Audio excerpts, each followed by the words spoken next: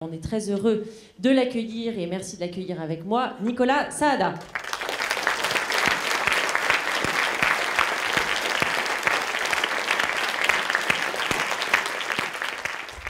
Comment parler de Melville de manière à la fois synthétique et en même temps passionnée. Moi, je peux dire simplement que c'est un cinéaste comme beaucoup que j'ai découvert à la télévision, en fait, Jean-Pierre Melville. Même si je suis quand même plus vieux que certains d'entre vous dans cette salle, c'est un des cinéastes qui a marqué mon adolescence et dont j'ai découvert les films d'abord sur petit écran. Et je pense que je n'avais pas pris la mesure de son importance avant les années 90 où j'ai redécouvert ces films. Et pourquoi j'ai redécouvert les films de Melville? Parce que simplement, on en parlait énormément à l'étranger. C'est-à-dire que j'avais à l'époque rencontré des cinéastes asiatiques comme John Woo ou américains comme Scorsese qui m'expliquaient à quel point Melville était un cinéaste qui avait compté pour eux. Et c'est à cette époque-là que je me suis mis un peu à redécouvrir, à revisiter les films de Jean-Pierre Melville et à comprendre l'importance de Melville. C'est un cinéaste important pour plusieurs raisons. D'abord, mais ça j'y viendrai plus tard, je pense que c'est sans doute le plus grand cinéaste de genre qu'on a eu en France, je le maintiens, c'est un cinéaste qui est absolument inégalable et inégalé sur cette idée de tourner des films policiers inspirés du cinéma américain dans un pays aussi peu américain que la France. Ensuite, je pense que c'est un cinéaste qui a énormément apporté au cinéma français. Je pense qu'il a été sans doute avec quelques autres, on pourrait citer Becker, Ophuls, mais aussi Grémillon, René Clément, enfin Bresson évidemment, un de ceux qui a fait, disons, le lien entre le cinéma d'avant-guerre et d'immédiat après-guerre et le début de la nouvelle vague. Et d'ailleurs, c'était un cinéaste vénéré, admiré, adoré par les cinéastes de la nouvelle vague. Et je me souviens qu'à l'époque, dans les années 95-96, j'avais écrit un texte sur Melville. Et je concluais en disant « c'est le plus américain des cinéastes français ». Et en fait, c'est faux. Genre là, je suis très content de pouvoir me réformer ce soir et de dire absolument le contraire. Je pense que c'est le plus français des cinéastes américains. Je pense qu'en fait, si on veut décoder et comprendre le génie de Melville, il faut revenir un peu aux sources de son cinéma, qui sont vraiment françaises, qui sont littéraires, qui sont culturelles, et qui ont à voir avec son parcours qui est quand même particulier.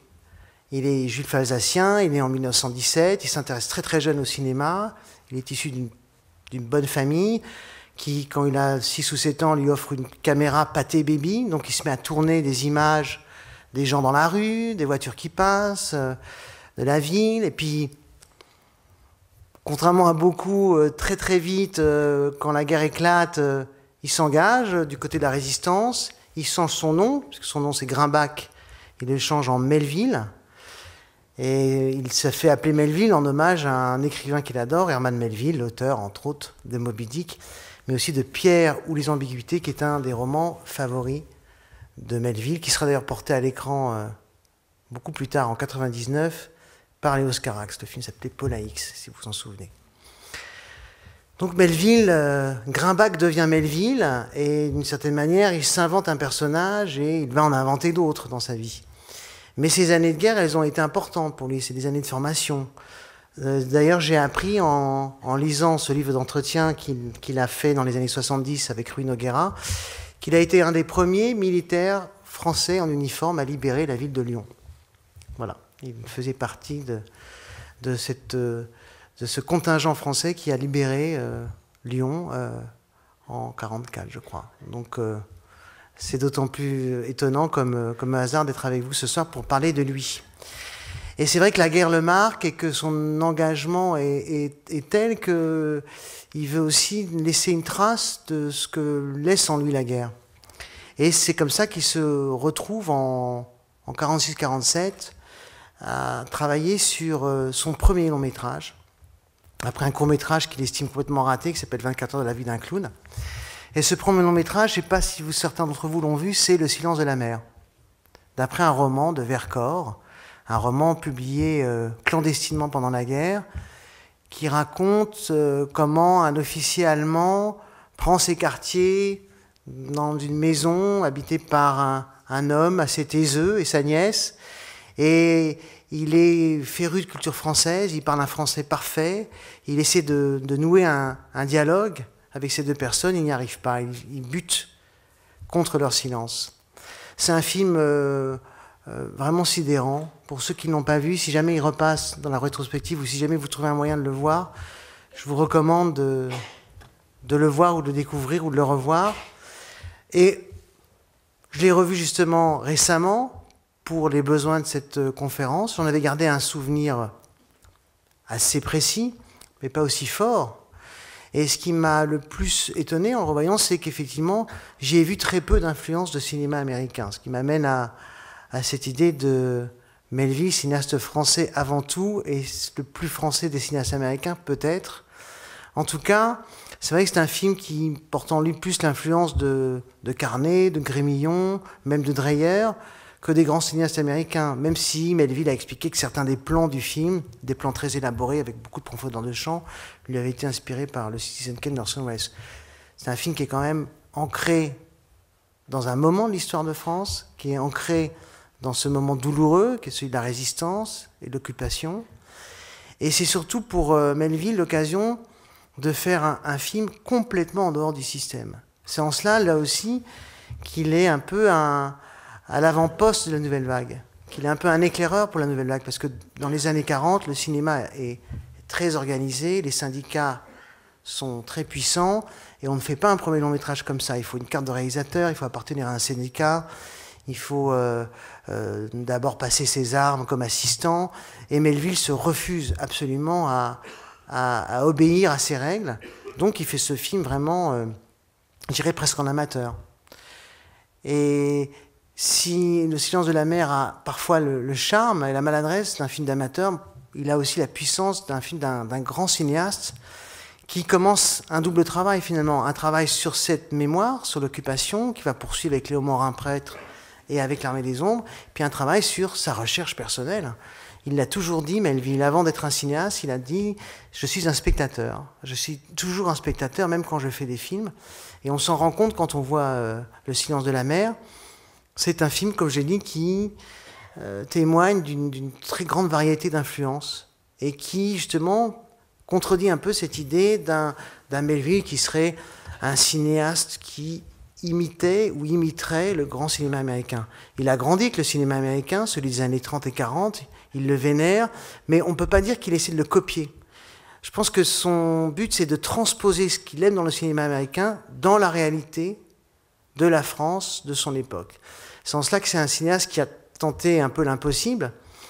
Il s'est dit, au lieu de copier ce qu'il y a de plus spectaculaire dans le cinéma américain, je vais imposer le spectacle par quelque chose qui sera mien, c'est-à-dire le style.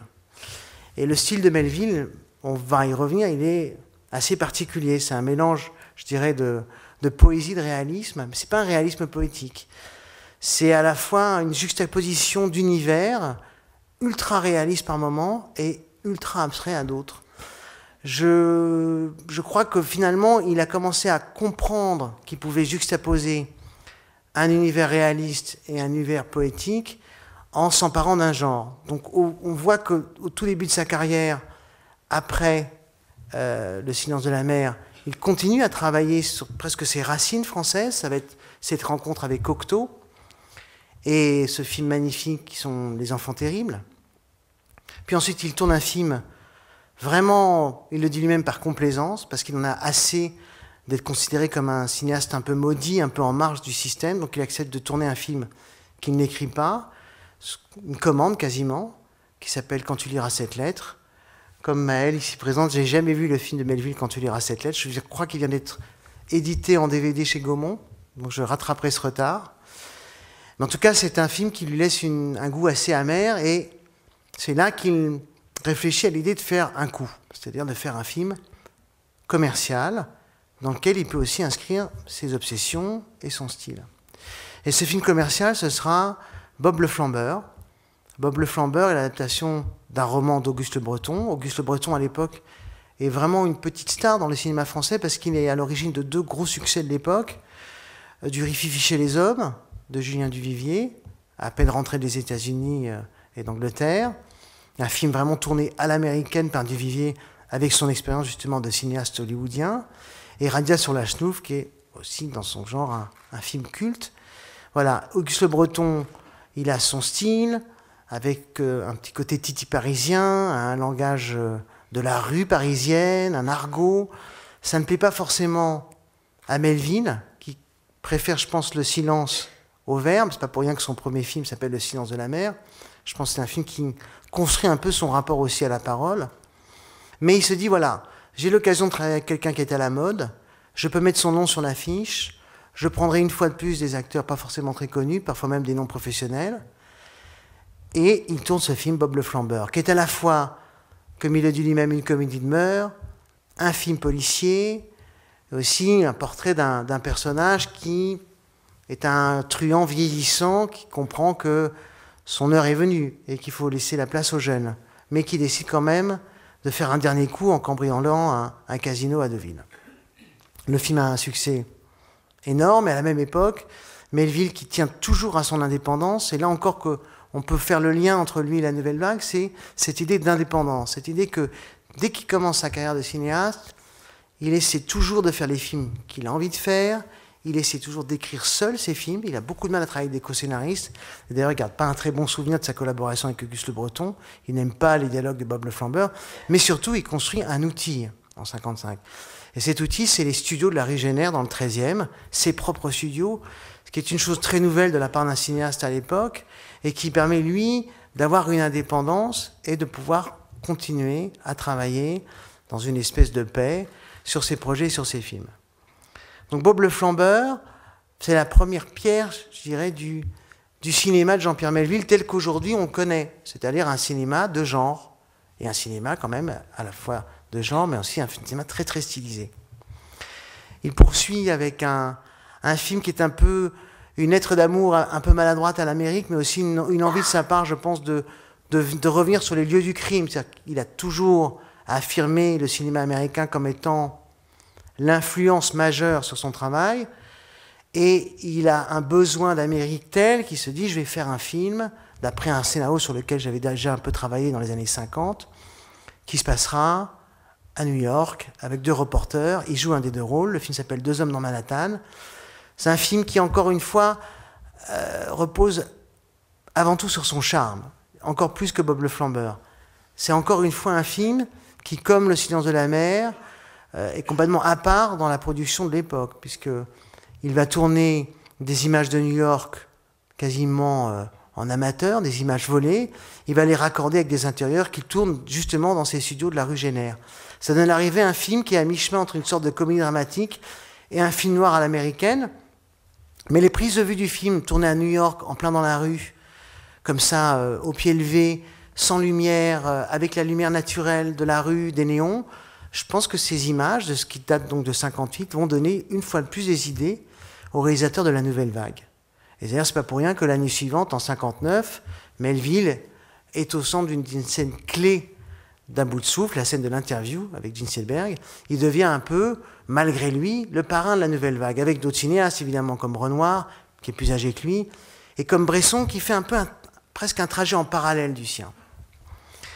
Puis suivra en 61 un film que personnellement j'aime beaucoup, c'est Léon Morin prêtre, qui poursuit un peu le travail, je dirais, du Melville littéraire, celui du silence de la mer, et qui raconte une sorte d'histoire d'amour folle et platonique entre une jeune femme et un prêtre interprété par Jean-Paul Belmondo. La jeune femme, c'est Emmanuelle Riva, qui sortait de son expérience avec Alain Resnais. Et là encore, on se rend compte, quand on rentre en profondeur dans la filmographie de Melville, qu'on a du mal à le définir, à le cerner simplement comme ce cinéaste de genre français qui a fait de très grands films policiers. Évidemment, c'est un cinéaste de genre français qui a fait de très grands films policiers.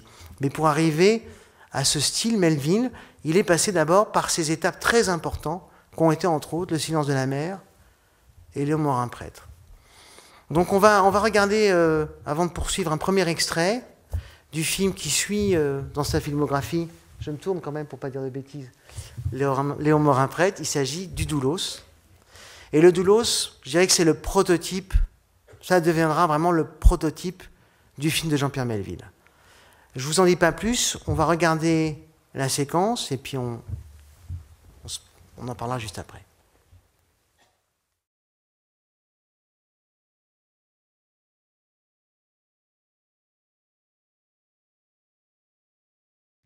Je crois que ces dernières répliques, j'aime pas les trucs simples. Ça résume un peu la morale melvillienne. Faut se dire que c'est un film de 62. À l'époque, déjà, Michel Audiard est un scénariste dialoguiste réputé, et le cinéma français est plutôt assez bavard.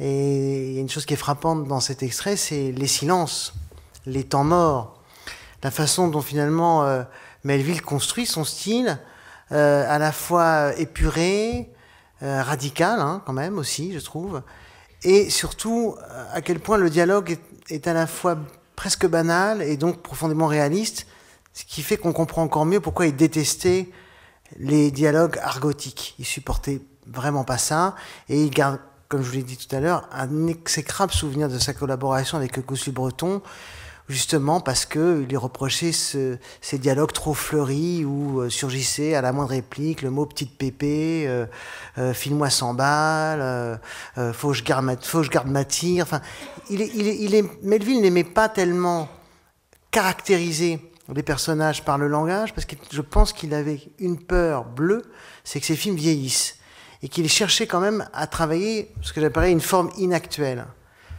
Moi, je trouve que ces films ne vieillissent pas. Et je pense qu'ils ne vieillissent pas parce que tout simplement, ils jouent sur quelque chose qui est extrêmement dangereux, qui est cette juxtaposition entre une réalité et une stylisation. Et j'ai choisi cet extrait parce que quand l'extrait commence, on voit la silhouette de Serge Gianni dans un terrain vague, et c'est de la banlieue parisienne, on la reconnaît. Puis un train qui passe et on est vraiment dans une vraie banlieue parisienne. Et puis, lorsqu'il regarde cette maison n'existe pas, elle est rue Génère, elle est dans les studios de Melville. Donc quand il entre dans cette maison, on est toujours dans les studios de Melville. Mais quand il s'approche de la fenêtre et qu'il regarde par la fenêtre le train passer, cette fenêtre n'est pas dans les studios Génère. Elle est quelque part dans une maison qui longe le chemin de fer en banlieue parisienne. Et je crois que là, il y a la méthode Melville. Un peu de réel et beaucoup de stylisation. Puis comment faire que la stylisation ne soit pas ridicule? Simplement en laissant le réel prendre de temps en temps son temps et son pouvoir dans ce qu'on raconte. Et donc là, il commence à mettre en place un système très particulier qui repose sur, je dirais, les deux pieds de Melville. Le premier pied, c'est son amour de la fiction, son amour du cinéma américain, de la littérature américaine. Pour le Doulos, par exemple, il recrée au centimètre près un commissariat qu'il avait vu dans un film de Rouben Mamoulian, qui est un très beau film, qui s'appelle City Street, c'est un film de 1931. Donc là, on voit que Melville commence à tout fétichiser, à passer son envie de cinéma aussi dans les postures, les objets, les vêtements, vous l'avez vu dans cet extrait, les pièces de monnaie dans la main, les bijoux, le chapeau, les imperméables, des signes extérieurs du genre. Il les travaille jusqu'à une espèce d'abstraction. Et parallèlement à ça, ces signes extérieurs du genre doivent coexister avec l'autre Melville, celui qui a connu la guerre, celui qui, dans les années 30, connaissait Paris comme sa poche, qui allait se réfugier cité Jeanne d'Arc, qui était une cité qui a été détruite en 1934 par la ville de Paris, qui était un repère de coupe-jarrets et de gangsters. Melville qui a traîné dans les rues de Paris, qui les a filmés avec sa petite caméra Pathé Baby. Il n'oublie jamais qu'il est de Paris. Il n'oublie jamais ses racines parisiennes. Et donc, c'est ça qui est magnifique dans son cinéma, c'est cette coexistence et cette omniprésence du souvenir de Paris, de la réalité de ce monde dans lequel elle a grandi, et de cette obsession pour un ailleurs qui est celui du cinéma, de la fiction, justement du genre, et du film de genre. Avec ce film, Le Doulos, là, il bâtit vraiment son système, le vrai système Melville, qui va donner lieu par la suite à un nombre assez incroyable de films qui sont tous, à part peut-être L'Armée des Ombres, mais ça j'en parlais tout à l'heure, des films de genre, des films policiers. Je passerai rapidement sur L'aîné des fers chauds. C'est un film dont Melville n'est pas très content, pour plusieurs raisons. Le film se tourne aux États-Unis en partie, le reste du temps sur la Côte d'Azur, et aussi dans les studios de la rue Génère. C'est l'adaptation d'un roman de Simenon. Il n'est pas mécontent de cette adaptation, mais il est assez malheureux du travail, en particulier avec Charles Vanel, avec qui il ne s'entendra pas. Et ça, j'y reviendrai. Mais le rapport de Melville aux acteurs va rester tout au long de sa carrière, assez problématiques.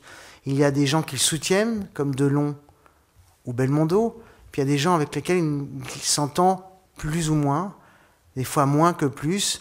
Ça sera le cas de Lino Ventura, qu'il rencontre sur le deuxième souffle, avec lequel il ne parlera pas du tout pendant le tournage de l'Armée des Ombres.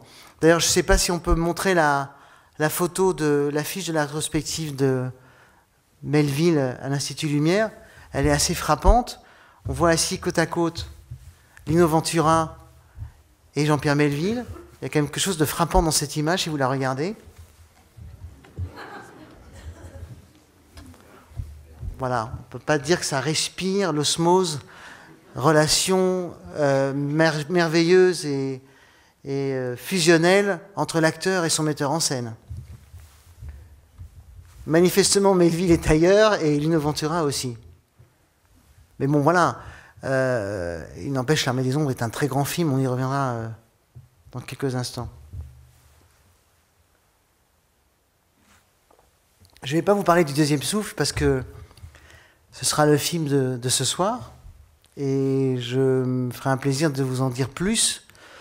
Je peux simplement vous expliquer que on peut vraiment le voir comme une suite développée du Doulos, avec les mêmes thèmes que le Doulos, la police, la pègre, les alliances, les trahisons, et que ce film ouvre un cycle de chefs-d'œuvre qui vont être les films que va réaliser Melville entre 1966, donc ce film, Le Deuxième Souffle, et son dernier film, Un flic, avec Alain Delon et Catherine Deneuve.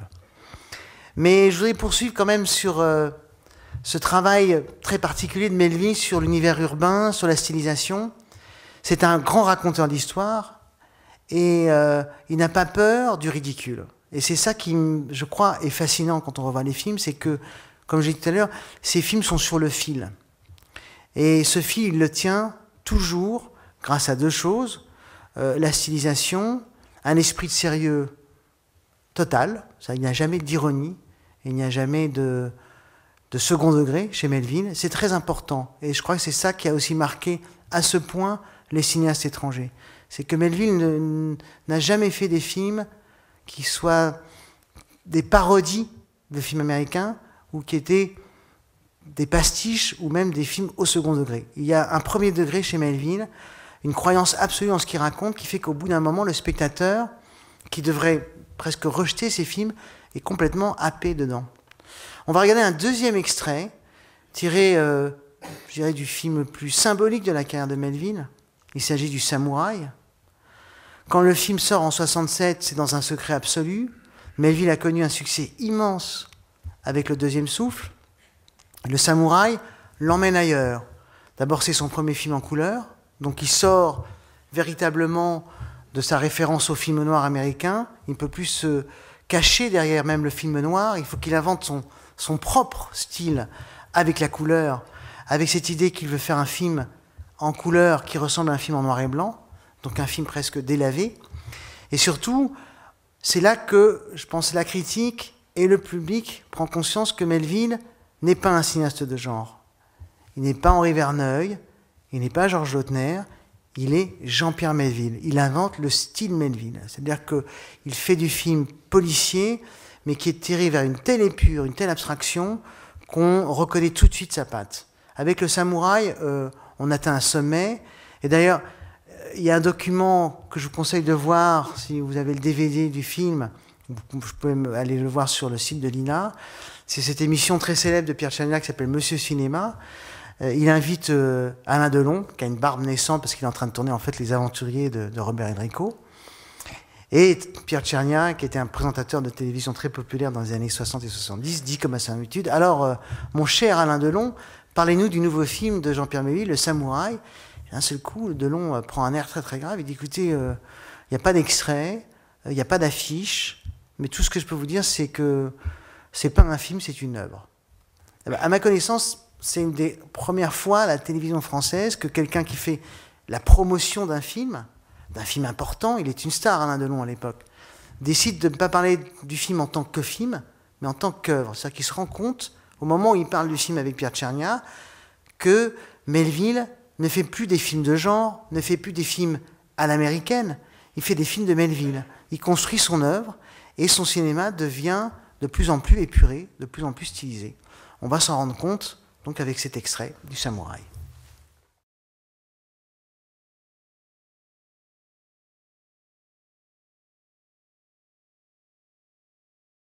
Revenons-en à cet extrait qui à chaque fois moi, me sidère. Je dois avouer qu'à titre personnel, c'est une petite parenthèse, mais elle est de taille.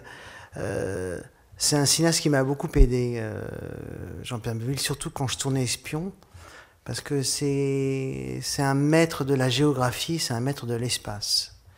Et justement, quand on veut copier le cinéma américain, on est perdu, parce qu'on se confronte à un monstre industriel, un monstre économique, et le seul moyen de s'en défaire de cette influence-là, ou en tout cas de l'apprivoiser, c'est de trouver la réponse la plus nette, le style. Et la réponse de Melville, elle fera école, elle fait toujours école. C'est-à-dire que sur le papier, il y a quand même quelque chose, je dis sans aucune agressivité, hein, puisque Le Samouraï est un de mes films préférés, mais sur le papier, quand on y réfléchit quelques secondes, il y a quelque chose de grotesque dans l'idée de faire Le Samouraï en 67, l'année de Magical Mystery Tour des Beatles, l'année de Blow Up d'Antonioni, l'année de La Chinoise de Godard. Voilà un metteur en scène, Jean-Pierre Melville, qui décide de prendre Delon, une star, et en gros de l'habiller comme Bogart en 1940. Donc il décide de propulser dans Paris une figure, une image, une ombre en fait, hein, un souvenir presque du cinéma américain qu'il a connu, qu'il a aimé, et le faire évoluer dans le Paris de 67. Et là où il est très fort, il a deux très grandes forces, Melville. La première, c'est il a la science de l'espace vide. Pour que ces personnages puissent exister dans la fiction, pour qu'ils puissent ne pas être ridiculisés par la fiction et par la réalité qui les entoure, il choisit toujours de les faire circuler dans des espaces vides ou semi-vides. Vous avez vu là dans l'extrait, les couloirs, les cages d'escalier, les rues, et même quand on est en plein dans la rue, il prend des focales très longues et on ne voit pas les passants. Et je peux vous dire qu'en 67, un passant de 25 ans, on le voit. Il a les cheveux longs, il a des petites vestes en velours, il a peut-être même des disques des Beatles à la main. Il faut à tout prix le rater, ce passant. Il ne faut absolument pas qu'il soit dans le cadre. Donc la grande science de Melville, c'est ce qu'il n'y aura pas dans le cadre va rendre la chose a priori grotesque, Delon en imperméable et chapeau, absolument mythologique et magnifique. Et voilà, on a cet homme qui est à la fois un homme, un samouraï, un tueur, un félin. Il incarne beaucoup de choses à la fois. Il est fascinant. Et là où Melville est doublement génial, c'est que à cette espèce d'épure, à cette idée de l'espace vide, qui est une vraie question de cinéma. L'espace vide, ça vous permet effectivement de désincarner les choses. Il est précis. C'est-à-dire qu'on a beau être dans l'espace vide, attention, l'immeuble de la rue de Lord Byron, il donne sur le 116 bis, avenue des Champs-Élysées. Donc il y a d'un côté cette précision géographique extrême, et de l'autre, cette stylisation extrême. Et c'est ça, toute la force de Melville, la force du souvenir d'un Paris qu'il connaît comme sa poche, parce qu'il a traîné dans les rues de Paris, il connaît chaque coin de rue, chaque immeuble, chaque croisement, et il peut, comme ça, géographiquement, bâtir des itinéraires de personnages, et en même temps, ce Melville, esthète, qui aime un cinéma qui a disparu, qui aime le cinéma américain, et qui essaie de le faire vivre dans cette France de 67, quand même. On peut se dire, quand on voit Le Samouraï, qu'est-ce que se dit aussi Melville au terme de ce film, qui est un film, comme je l'ai dit, très stylisé, avec des boîtes de jazz qui n'existent pas à Paris, avec des personnages comme celui de Delon, qui est une pure fantaisie, une pure projection de Melville. À quoi peut-on rêver après un film comme celui-là? On peut aussi avoir peur. Et Melville, sans doute, s'est dit, voilà, j'atteins le point ultime du jeu avec le genre, du jeu avec les codes, du jeu avec cette idée un peu étrange, quand même, de faire un faux cinéma américain dans un vrai Paris. Il y a un moment où, comme on dit sur certains plateaux de cinéma, quand on n'y croit plus, tout le monde a l'impression de jouer aux cow-boys et aux Indiens. Et donc, Melville se dit, pour son film suivant, on ne joue plus. On va parler d'une réalité que j'ai connue. Moi, Jean-Pierre Melville, cette réalité, c'est celle de la guerre, c'est celle de l'occupation, et le film s'appelle L'Armée des Ombres. C'est l'adaptation du roman éponyme de Joseph Kessel, mais c'est aussi un moyen pour Melville de revenir sur ces années de guerre dont il a parlé dans Léo Morin prêtre, dont il a parlé aussi dans Le Silence de la mer, mais cette fois-ci avec le style qu'il a bâti dans ses films de genre et dans ses films policiers. Et c'est là que Melville signe peut-être son plus beau film, et en même temps son film le plus incompris. Parce que d'un seul coup, il installe tout ce langage qu'il a bâti pendant quelques années au cœur d'une reconstitution historique. On va lui reprocher de faire un film de gangsters sous l'occupation, d'autres vont lui reprocher de faire un film gaulliste, d'autres encore ne vont pas comprendre pourquoi il abandonne les gangsters au profit d'un film sur l'occupation. Sauf que là, la technique Melville, le style Melville, ce style si décisif, épuré, inexorable qu'il a construit de film en film depuis le Doulos, là, il va l'appliquer à une réalité. Et d'un seul coup, ce qui était inquiétant dans les films précédents fait vraiment peur dans celui-ci. On va regarder donc un extrait de L'Armée des Ombres.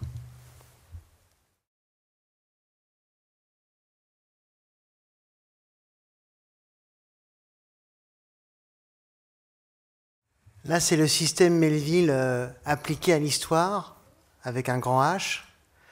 Et on voit comment, dans cette scène, tout ce que Melville a élaboré dans ses films précédents, les temps morts, les silences, cette espèce d'étirement des choses, joue en faveur du réalisme de ce qui est montré. C'est-à-dire que lorsqu'on voit le film, la première fois, on se dit « Ah, d'accord, là, on ne joue plus. » Fini de rire. Là, Melville a construit son langage, il a vraiment les mains totalement libres pour raconter comme il veut, ce qu'il veut, et il choisit de relater, à travers évidemment l'adaptation du roman de Kessel, des faits très précis, une période très précise, où il n'y a pas d'éclairage de rue la nuit, donc quand quelqu'un court la nuit, c'est vraiment une ombre, et cette fois-ci, ce n'est plus artificiel, ce n'est plus de la stylisation, c'est une sorte de réalisme avec cette dose de style, le style Melville, mais on y croit, on est dedans. Et c'est le film de la maturité pour Melville. C'est le film où normalement il aurait dû se réconcilier d'une certaine manière avec ceux qu'il avait lâchés, qui trouvaient que ces films policiers devenaient de plus en plus abstraits, de plus en plus étranges, et aussi ceux qui attendaient de lui un retour à cette espèce de pureté qu'il y avait dans Léo Morin prêtre ou dans Le Silence de la mer.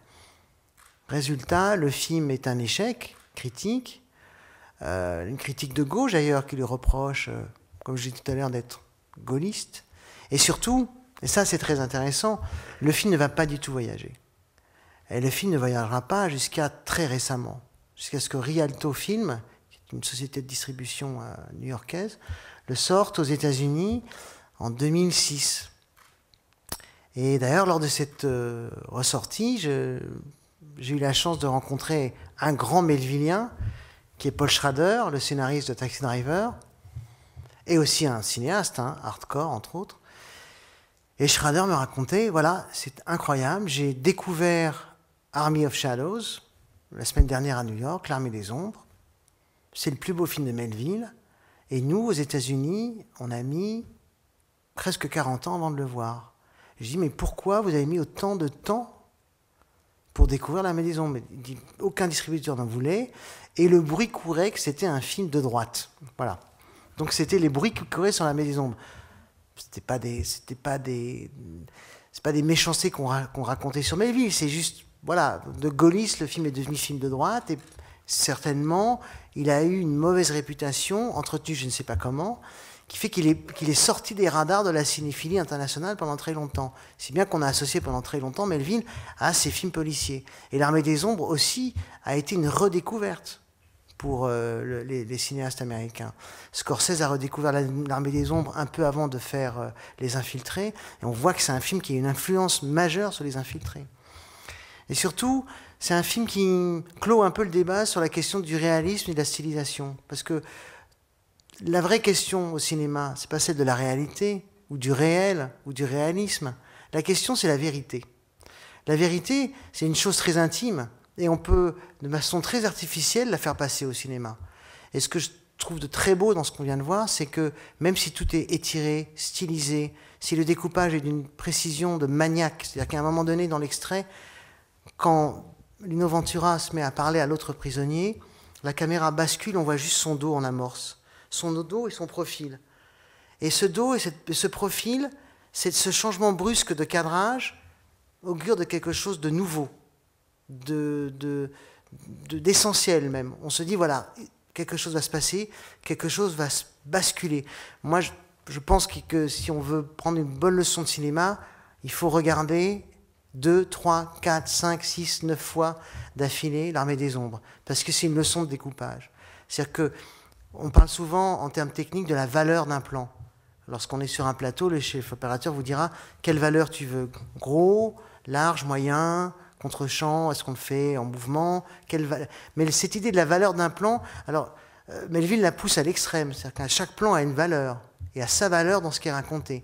Et cette bascule sur le dos de Lino Ventura, sur son visage, qui d'un seul coup prend complètement le pouvoir dans une situation qui nous paraît insoluble, à savoir on est prisonnier des Allemands à l'hôtel Majestic en 1943. C'est quand même pas très recommandé. Ben voilà, la bascule, on la sent déjà, et on la sent par le découpage. Donc, là, Melville, il est autant cinéaste français que cinéaste américain. Et donc, je réforme encore une fois ce que j'avais eu la bêtise d'écrire il y a quelques années. Non, il n'est pas le plus américain des cinéastes français. Je crois que c'est beaucoup plus compliqué que ça, et c'est finalement beaucoup plus passionnant que ça. Mais si on ne joue plus, comme je disais tout à l'heure, si Melville décide qu'avec ce film, il est arrivé à une sorte de maturité, il lui faut quand même poursuivre sa carrière et revenir au film de genre qui a fait son succès et qui a fait sa réputation aussi bien en France qu'à l'étranger. Et ce film, ce sera Le Cercle Rouge, qui est une sorte de collage, je dirais, entre le Doulos, le Deuxième Souffle et le Samouraï. On y retrouve le travail sur la couleur du samouraï, c'est-à-dire ces couleurs qui sont des couleurs automnales, des couleurs où il y a très très peu finalement de couleurs vives, cette volonté d'ailleurs de Melville, comme il le dit souvent, de faire du noir et blanc en couleur. Et ensuite, une histoire policière, avec toujours les thèmes chers à Melville, les amitiés entre hommes, les trahisons. Mais rappelons d'ailleurs par rapport à ça que cette mythologie des personnages de Melville, fidèles, alliés contre des forces malveillantes, qu'elles soient policières ou qu'elles soient issues du grand banditisme, il n'est jamais dupe de ce qu'il montre, Melville. Il le dit lui-même dans son livre d'entretien avec Rui Nogueira, que je vous recommande. Il dit, moi je pense que dès qu'on est deux, ça va pas, parce que dès qu'on est deux, on peut trahir. Donc lui croyait plutôt en la solitude qu'en l'esprit de bande. Et c'est vrai que souvent dans ses films, ces fratries, ces amitiés, elles débouchent souvent sur des drames, sur des meurtres collectifs, sur des fins plutôt malheureuses. Et que l'homme seul peut survivre, mais à quel prix? Donc il faut aussi un peu repenser cette idée qu'on a de Melville, cinéaste machiste, un cinéma d'hommes. C'est un cinéma où il y a des hommes, mais ce n'est pas forcément un cinéma d'hommes, le cinéma de Melville. D'ailleurs, je vous parlais tout à l'heure de Léon Morin, prêtre. C'est un film vraiment à redécouvrir. Et c'est un portrait de femme magnifique. C'est, je pense, avec Hiromashima, Mon Amour, et Amour, le dernier film, son dernier film, un des plus beaux rôles d'Emmanuel Riva. Donc, Le Cercle Rouge, c'est un film qui commence dans un environnement totalement inattendu, surtout quand on connaît les précédents films de Melville. Mais je pense que l'environnement choisi par Melville pour débuter ce film, qui est après un film de casse qui va faire date, il est dans la droite continuité de ce qui s'est passé dans la tête de Melville entre le samouraï et l'Armée des Ombres. Pourquoi? Parce que Melville se dit, voilà, dans le samouraï, je pousse la stylisation à l'extrême, je mets un personnage qui est vraiment une figure de film des années 40 dans le Paris de 67. Je vais au maximum de la stylisation, au maximum d'une certaine forme de naïveté, avec en même temps le contrôle absolu du cinéma et de la langue. Avec l'Armée des Ombres, il applique son système à un registre réaliste, qui est celui du film de guerre. Et là, avec Le Cercle Rouge, il essaie de mettre du réalisme dans le film de genre stylisé qu'il a lui-même inventé. Et ça donne sans doute son plus beau film policier, Le Cercle Rouge, dans lequel il y a 3 stars quand même. Gian Maria Volonté, qui sort à peine des westerns de Sergio Leone, Alain Delon, qui est son fidèle accompagnateur, et évidemment Yves Montand. Avant d'aller plus loin, est-ce que j'ai le temps encore de passer un extrait? Oui? Bon. Je vais passer donc un extrait du Cercle Rouge.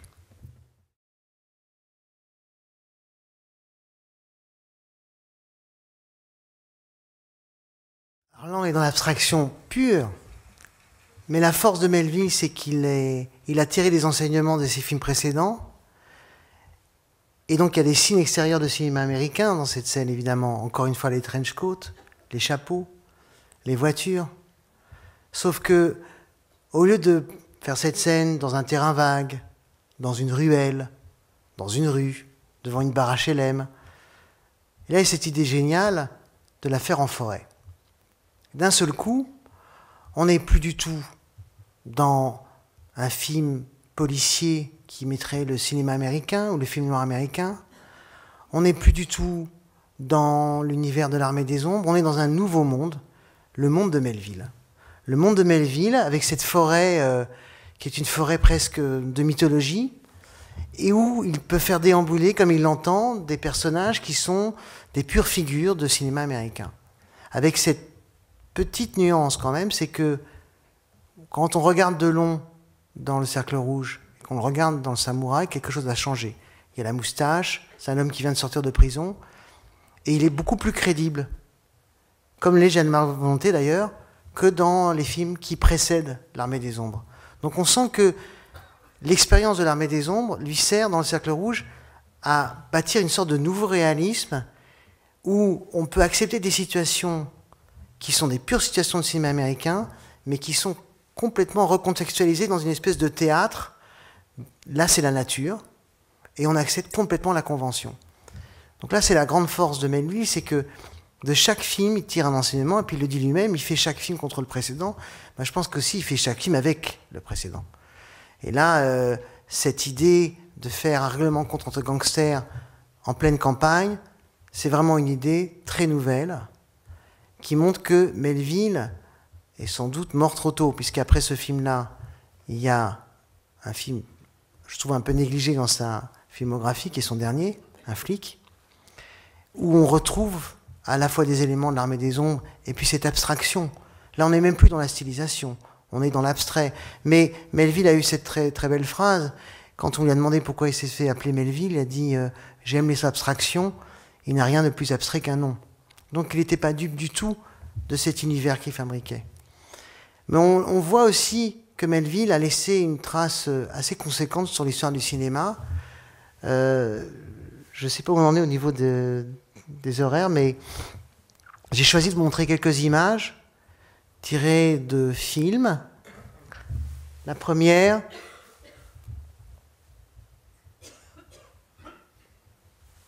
Est-ce qu'on la passe ? On la passe pas? Est-ce qu'on peut la passer, l'image? Voilà. Cette image, c'est tirée de Bob le Flambeur, 56. Isabelle Corrèze. Vous regardez sa coupe de cheveux, son attitude. Regardez l'image qui suit. À bout de souffle, 3 ans plus tard. Donc on se dit, ça y est, Melville a quand même libéré les choses dans le cinéma. Il a inventé quelque chose. Une autre image encore. Film que vous allez voir tout à l'heure, Le Deuxième Souffle, film culte. Film culte pour beaucoup de cinéastes, y compris Tarantino. Image suivante, Reservoir Dogs. Tarantino, il adore Melville. Il trouve que Melville, c'est le cinéaste le plus cool de l'histoire du cinéma. Parce que justement, Melville a eu cette idée de juxtaposer des figures, des gens habillés comme lui l'entendait. C'est ce que je vous dis tout à l'heure. Il met... Delon en imperméable au milieu d'un Paris qui est peuplé de gens qui ne sont absolument pas habillés comme lui. Il stylise le réel. Et cette trace de Melville, on l'a vu évidemment dans les films de John Woo, dans les films asiatiques, mais aussi dans des films américains contemporains. Image suivante. Collatéral de Michael Mann, qui est un hommage de Michael Mann au samouraï de Melville. Tom Cruise ressemble beaucoup à Delon, mais pas seulement Tom Cruise. La colométrie est très melvillienne. Tout est éteint, on est dans des gris, des beiges, des ocres, quelques blancs. Et puis le rouge, mais c'est le rouge du sang. Image suivante. Miller's Crossing des frères Cohen. On pense évidemment à cette forêt du cercle rouge. Puis pour terminer, j'ai terminé sur cette image. Une toute dernière image. Voilà. C'est un tableau de Poussin qui s'appelle Les Bergers d'Arcadie. Voilà. Poussin, c'est un peintre assez impénétrable. Je vais vous avouer que c'est pas forcément le peintre français que je préfère. C'est un peintre en fait, auquel j'ai jamais vraiment réussi à comprendre quoi que ce soit. Et puis, un jour, j'ai compris Poussin en revoyant le cercle rouge. Et ce tableau s'appelle Les Bergers d'Arcadie. C'est 3 bergers qui tombent sur une ruine. Et sur cette ruine est marquée une phrase, je vais vous la lire pour ne pas dire de bêtises. Et in Arcadia ego, qui peut être traduit par moi aussi j'ai vécu en Arcadie, ou aussi même en Arcadie j'existe. Il faut rappeler que Poussin, au XVIIe siècle, on pourrait dire qu'il a un peu le statut de Melville. On le considère comme un tel intellectuel, on ne comprend absolument rien à sa peinture, il est fasciné par l'antique et il rêve d'une époque qu'il n'a pas connue, qui est celle de l'Antiquité, qui est celle de Rome. Et en revoyant le cercle rouge, en voyant ces personnages, ces gangsters dans la forêt, je me suis dit, mais évidemment, Melville et Poussin parlent de la même chose. Ils parlent d'un monde qu'ils n'arrivent pas à recréer. Melville, il parle de ce monde du film noir américain des années 30 et 40, qui sait qu'il ne peut pas recréer, auquel il rêve, mais qui ne pourra jamais recréer comme il l'a vu. Donc c'est une rêverie, c'est un songe, le cercle rouge. De même, ce tableau, c'est un songe. 3 bergers tombent sur les ruines de l'Arcadie. L'Arcadie, dans l'histoire antique, c'est mythologiquement indépassable. C'est un monde de légendes, de rêves, de mythes. Elle a existé, l'Arcadie, on ne peut regarder que ses ruines dans la forêt. De même que Melville regarde les ruines du cinéma de genre dans la forêt. Voilà, j'ai l'impression que Poussin et Melville, finalement, ont travaillé sur les mêmes idées. Et pour terminer là-dessus, il y a une phrase du Bernin. Le Bernin, c'était un grand sculpteur. Quand Poussin a séjourné à Rome, à la Villa Médicis, qu'il étudiait la peinture, la sculpture, Bernin est passé devant les tableaux de Poussin, et il a regardé les tableaux de Poussin, et il a dit, mais celui-là, il peint avec ça. Il peint avec sa tête. Et je suis sûr que quelqu'un, en voyant les films de Melville, pourrait se dire, ben oui, celui-là, il filme avec ça. Il filme avec sa tête. Voilà, je pense que Melville, c'est un cinéaste profondément cérébral, de qui on a encore à apprendre beaucoup. Est-ce qu'on a le temps de poser des questions? Est-ce que vous voulez en poser? Oui. Excepté Simone Signoret dans L'Armée des Ombres, on ne trouve pas de rôle féminin très fort dans la filmographie de Melville. Comment vous l'expliquez? Alors, je vous renvoie à 3 grands rôles féminins magnifiques. Il y a Nicole Stéphane dans Les Silences de la mer et Les Enfants terribles. Elle est magnifique. Et il y a aussi, comme je vous l'ai dit tout à l'heure, Emmanuel Riva dans Léon Morin prêtre. C'est moins la question de la place des femmes que leur emploi dont vous parlez en fait dans les films de Melville. Les femmes ont une place, pas toujours la bonne, mais ça ne veut pas dire pour autant que c'est un cinéaste machiste ou misogyne. Quand on voit justement la place qu'il peut accorder aux femmes dans certains de ses films, je pense à Léon Morin, je crois que les films définissent à chaque fois quelque chose de différent dans son rapport au personnage féminin. Pardon. Moi j'avais un peu cette idée d'un cinéaste un peu machiste, un peu misogyne, et j'ai quand même un peu changé de regard quand j'ai eu l'occasion de revoir tous ces films lors de la première grande rétrospective qui a eu lieu à Paris en 96. Allez-y, monsieur. Parce qu'en plus, tout à l'heure, vous vouliez et je ne vous ai pas laissé parler. Dans 2 hommes dans Manhattan, vous avez dit que c'est un des films qui annonce la nouvelle vague. c'est un fait que ce film qui est tourné la nuit, donc à New York, là, en caméra cachée, enfin la sauvette, est permis uniquement par l'arrivée, je pense, de nouvelles sensibilités de films. Est-ce que c'est l'un des premiers qui a employé ces films, ou est-ce que ces films existaient, il a eu l'idée de les employer? Mais il y a un autre cinéaste qui, 2 ans auparavant, fait la même chose, à New York, Oui, avec à peu près le même matériel, c'est John Cassavetes, avec Shadows. Voilà. Et donc c'est vrai que Shadows est un film qui est très important pour la nouvelle vague, et que finalement, entre Shadows et À bout de souffle, il y a Moins un noir de Jean Rouch, un film qu'on ne peut pas mettre de côté, et il y a Deux hommes dans Manhattan de Melville. Et après, la nouvelle vague a suivi avec cette idée qu'on pouvait employer un matériel léger et sortir du studio. C'est là encore le paradoxe de Melville, c'est qu'il sort du studio, il rentre dans le studio. C'est-à-dire qu'il fait un pas dehors, et il est complètement nouvelle vague quand il filme Delon dans la rue, ou Serge Gianni sur un terrain vague, puis après il revient dans le studio pour faire son cinéma, le cinéma de Melville, policier. Cet aller-retour entre le dehors et le dedans, je pense que c'est vraiment un des effets signature de Melville. Ça m'a frappé qu'on a revu l'extrait. Ce plan de Reggiani qui ouvre cette fenêtre pour regarder le dehors. Le dedans, le dehors.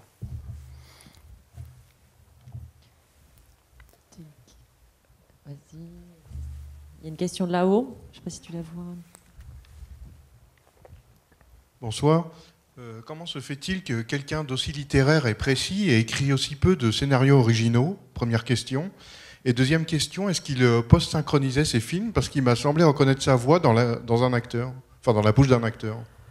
Alors, première réponse à votre première question, c'est vrai qu'il préférait adapter des livres, mais il préférait se baser sur des livres. Il a écrit quelques scénarios originaux, mais il se définissait comme un auteur-réalisateur. Il avait beaucoup de mal à collaborer avec d'autres scénaristes. Il voulait vraiment donner sa patte au film qu'il tournait, d'où ce rythme, d'où ces dialogues parfois très très liminaires. On verra avec le deuxième souffle que c'est pas toujours le cas non plus chez Melville. C'est pas toujours un cinéma taiseux. Et pour la deuxième partie de votre question, que j'ai oubliée, pardonnez-moi, la post-synchro. Il adorait la post-synchro. Il rendrait les acteurs fous. Il les faisait post-synchroniser jusqu'à ce qu'il obtienne le bon ton. Pour lui, le dialogue faisait partie de la bande-son, tout comme la musique et les bruitages.